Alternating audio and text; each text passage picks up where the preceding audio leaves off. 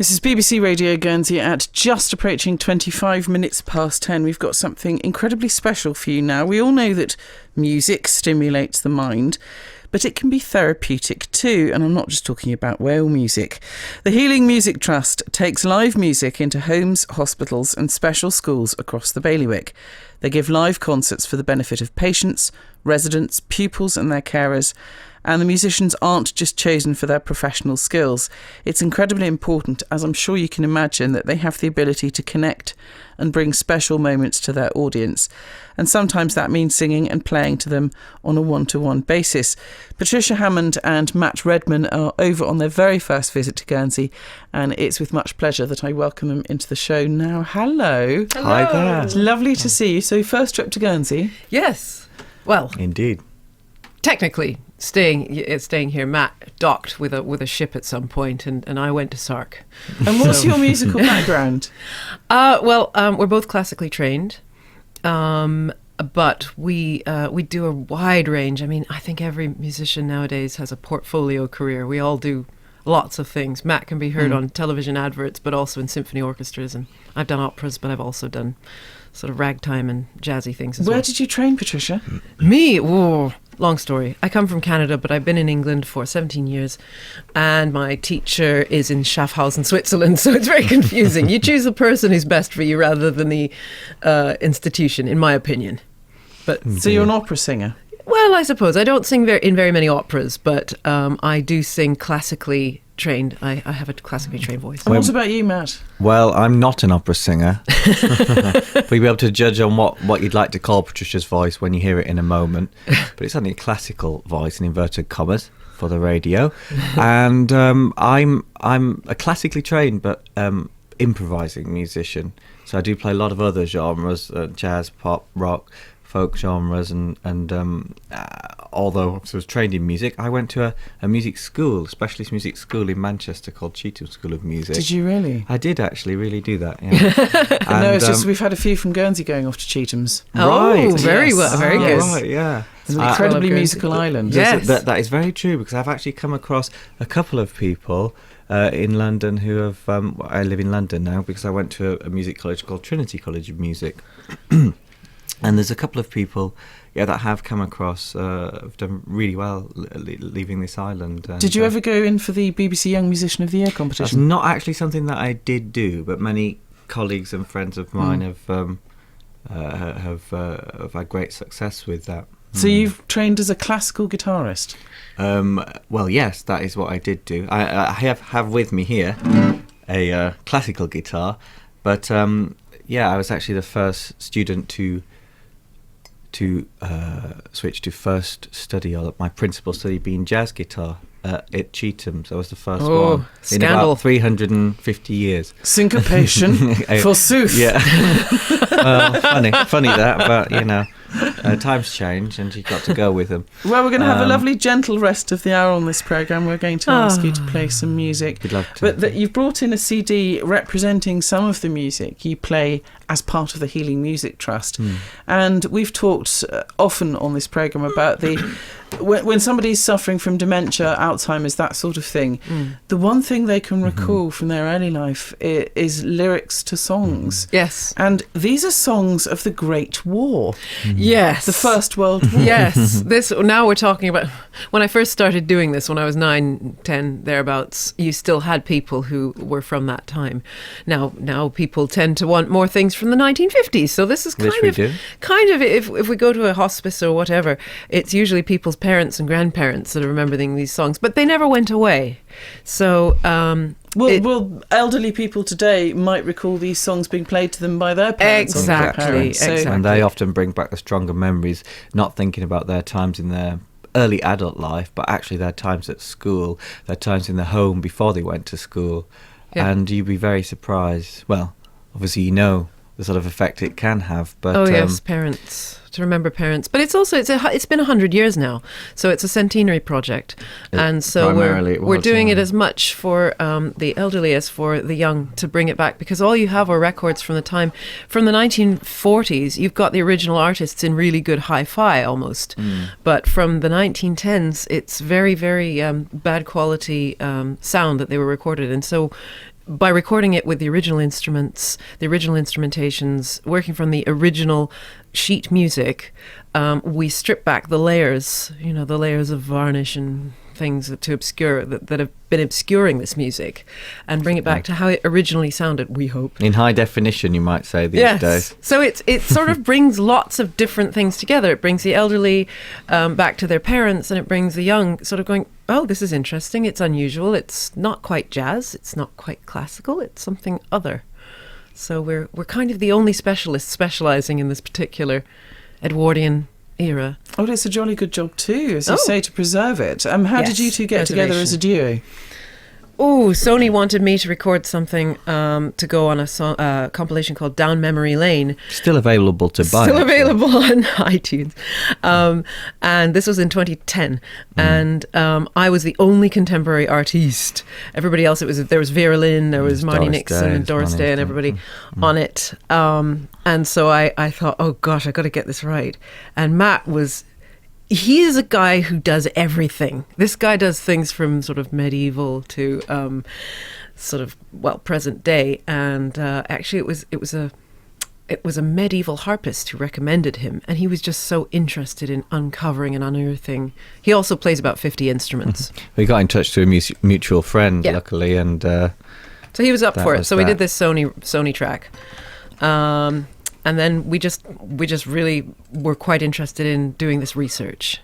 Have you heard of a harpist called Andrew Lawrence King? Oh, yes.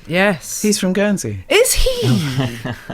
I did not know that. Of course, he's into very, very ancient music and has won all sorts of musical awards. Yes. I bumped into him in the supermarket only the other day. Lord, oh my goodness. It's kind of like being from Canada, being from Guernsey, because you say, this famous person, they come from Canada. And they were, I didn't know that. It's the same sort of thing. Well, you have to get in touch with him and see if you can perform a collaboration. Oh, that would be good. Well, he certainly does lots of genres, so where have you performed singing? Which concert halls around the world? I thought you were going to say in Guernsey. Lots of different places. I don't know. The Théâtre des Champs-Élysées, the Berlin Philharmonie, goodness, I mean, all over. Museums, lots of museums. That was, personally speaking, those last two, and others like it in my classical guise and doing oratorio and things like that.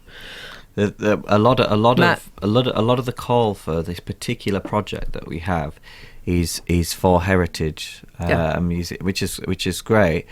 But it's putting it in that setting and getting people to be in those sort of buildings, those sort of museums, those sort of projects. We get sing-alongs going in context. You can see videos of us on the internet sort of doing that sort of thing. I mean, just let's take us through the ages. Are you able to give us a flavour of medieval music? Ooh, that's interesting. Let's see here. Well, I do have a guitar here. As it happens.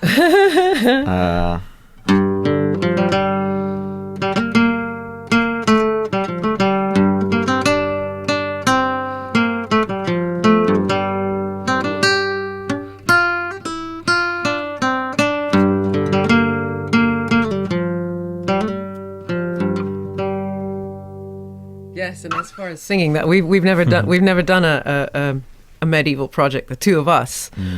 But I wouldn't mind. Yeah. See, I can see myself sitting on a throne listening to that when my knight comes in. Well, one of the key, with a rose in his teeth. Shut up, Darren. It's not that funny. One of the key elements of medieval music is that there's no that often doesn't involve harmony or chords like in later genres, and it has a drone or like a bagpipe or a the instrument that I mainly play medieval music on is the oud and the lute, which is like the oud is like a lute without frets, and you have one string that you tune really low. How detailed do you want to get here? Well, I just wondered how you are with a sackbut, sir.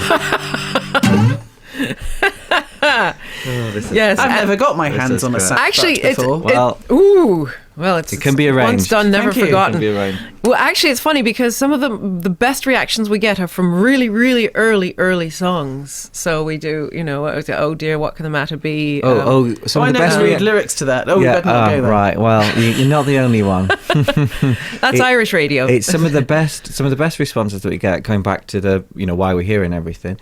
It's actually songs from their very early childhood, isn't it? Nursery rhymes, schools. Cockles and Mussels. I would say, just for anybody who's going to do any of this sort of work, outreach work, playing music in nursing home, care homes, hospitals.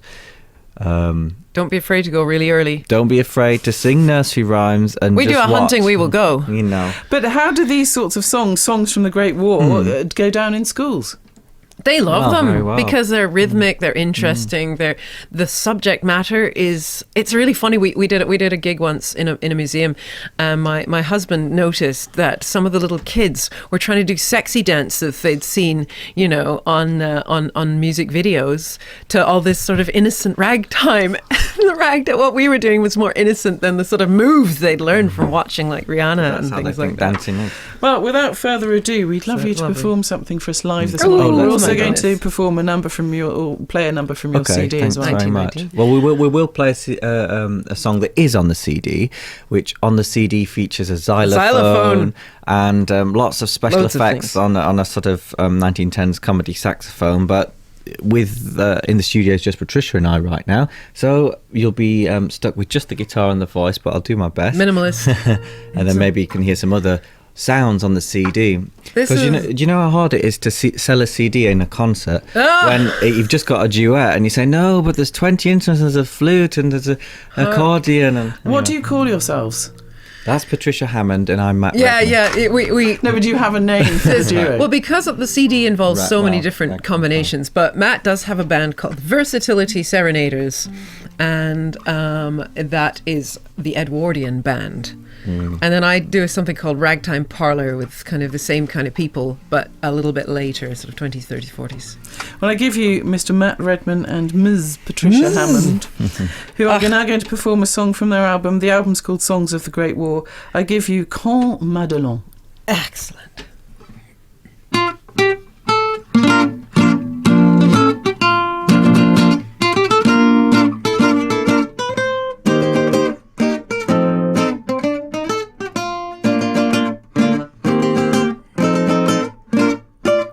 Pour le repos, le plaisir du militaire, il est là-bas, à 2 pas de la forêt. Une maison en myrtille couverte de lierre, au vrai poilu, c'est le nom du cabaret. La servante est jeune et gentille, légère comme un papillon, comme son vin, son œil pétille. Nous l'appelons la Madelon. Nous en rêvons la nuit, nous y pensons le jour. Ce n'est que Madelon, mais pour nous c'est l'amour. Quand Madelon vient nous servir à boire, sous la tonnelle on foule son jupon, et chacun lui raconte une histoire à sa façon. Mais Madelon pour nous n'est pas sévère, quand on lui prend la taille ou le menton, elle rit, c'est tout le mal qu'elle sait faire. Madelon, Madelon, Madelon.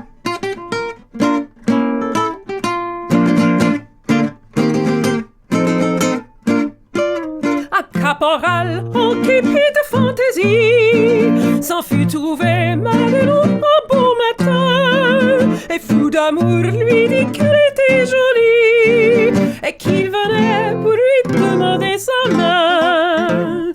La Madelon, pas bête en somme, lui répondit en souriant: et pourquoi tant prétends-je son âme, quand j'aime tout un régiment? Tes amis vont venir, tu n'auras pas ma main, j'en ai bien trop besoin pour leur verser du vin.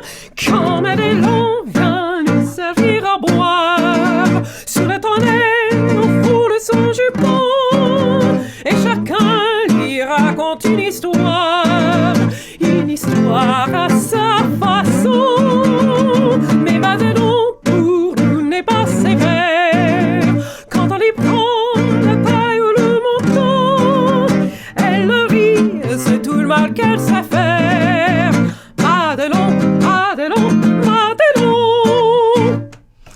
was absolutely stunning. Thank you very much indeed. How beautiful. Your voice is amazing. Oh, right. It's such a privilege being in the studio with you singing. Oh, thank you. We're going You're to kind. perform or play something from your CD. Have you got another short one that you can perform for us live? What's the absolute latest time we can keep you? Oh, We have a gig at 11, Live but radio. it doesn't take long to get places in Guernsey. It This is a doesn't. That's wonderful one thing. beauty. And One we've been there. beauty. We might have time for another live one. Okay. After the CD.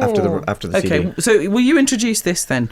This is You'd Better Be Nice to Them Now. Yes, the CD contains songs from 1913 to 1919. This one's from 1919. It is about women in the workplace for the first time. And Matt did the arrangement, and he's playing on it. He's conducting. Playing the piano and the banjo, actually. Playing piano and banjo. And it's got some vintage drums. You can hear vintage drums. Women in the workplace. Women in the first You better time. be nice to them now. Yeah. Who'd have 1919. thought it? Shock horror.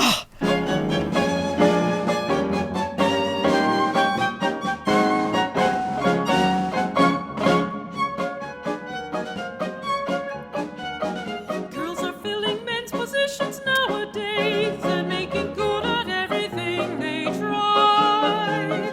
They found out they're useful in a lot of ways. Go get the money is their battle cry. Boys, you've got to hand it to the ladies. Here's some good advice for you. You'd better be nice to them now. Oh, you'd better be nice to them now.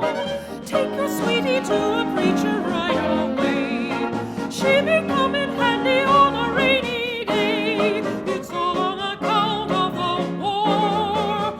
Your job isn't safe anymore. For you don't know what may happen in a year or two. By then there won't be anything a girl can't do.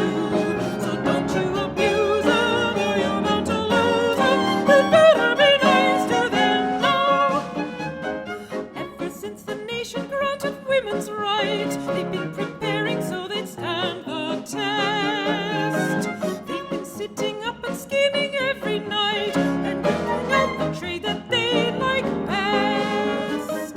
Pretty soon the girls will form a union, and you'll have no chance at all. You'd better be nice to them now.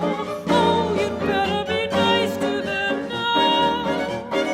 If you're married, then you needn't be afraid. You'll never have to work if wifey learns a trade. The girls have it all their own way. They're more independent each day. Say, don't be surprised if we have lady cops in time.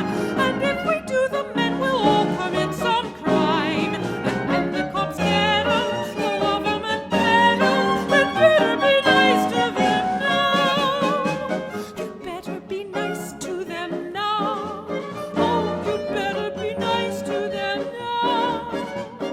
Take your sweetie to a preacher right away.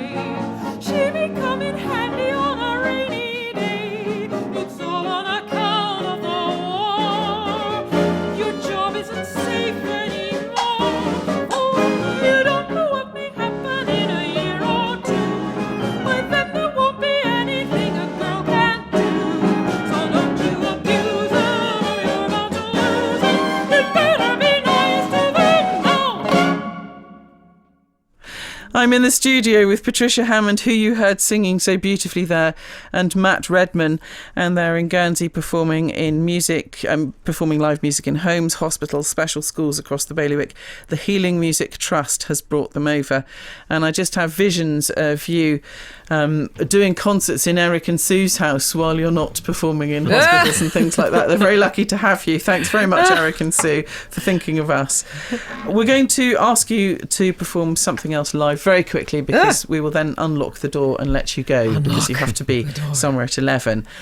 But first, during your work with organisations like the Healing Music Trust, what's the most moving time you've ever had, and what was the reaction you've had? Can you think of something? There are so many. I mean, every week you really, it's like There's so many things from it. I wrote an article for The Telegraph a couple of years ago, and I tell it there, but it is the one that people are most astonished by.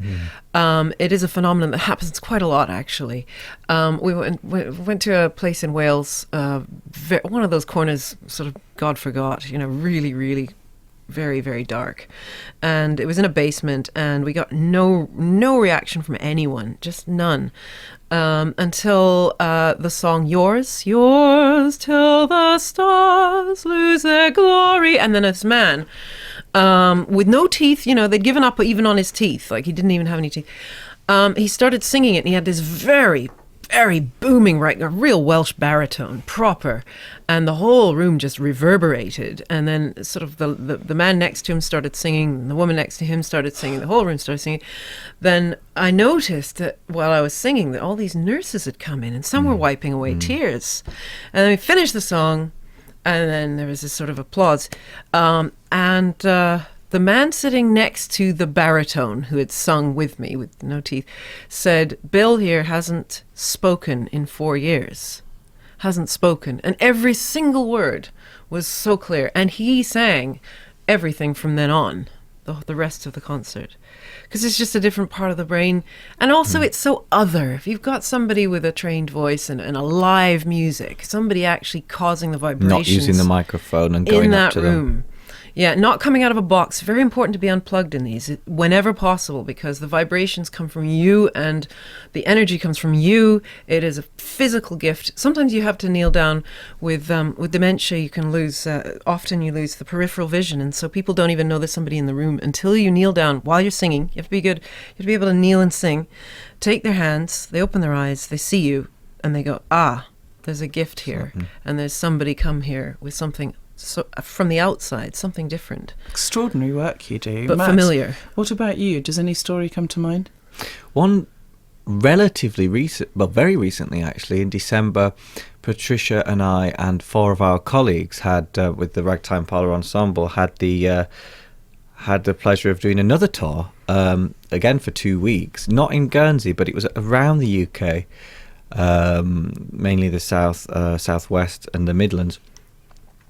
And it was actually when we got back to the sort of Surrey leg of this tour, and there was a gentleman there, which I really think he meant it. He'd been in the Air Force during the war, and he'd travelled around the world, and he said he's a lover of music, and he just said, "Oh, I'm about 96," he said, and he said. And he grabbed me, and pulling me really in because his voice was sort of failing. He said, I just have to tell you, that was the best thing I've ever heard. That really was, and I'm so glad I was here to hear it. And, it's different when somebody just, people can say, oh yeah, it was great, yeah. But when somebody's at a stage and it's taking them so much effort, and he sort of grabbed my colleague David over, and he's like, no, listen, I'm trying to tell them the same thing. I'm trying to get, this is the one message I have to get across. Please have it. And I really felt that our presence is valued there. Well, I hope that the special energy is translating across the radio to you, the other side of the wireless. There's so many stories like this. It's wonderful listening to you, and I love live musicians in the studio because there is a different energy about it. Good for you. We need more. Oh well, it's a shame we have to let you go, but if you could pleasure us, please, with one more song.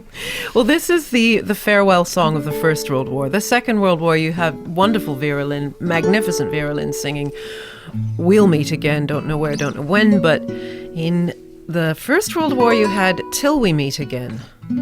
And if maybe Matt will sing with me in the chorus, well, who knows? Just do one verse. There's a song in the land of the lily, each sweetheart has heard with a sigh. Over high garden wall its sweet echo falls, as a soldier boy whispers goodbye. Smile the while you kiss me sad adieu. When the clouds roll by, I'll come to you. Then skies will seem more blue. Down in Lover's Lane, my dearie, wedding bells will ring so merrily. Every tear will be a memory. So wait and pray each night for me till we meet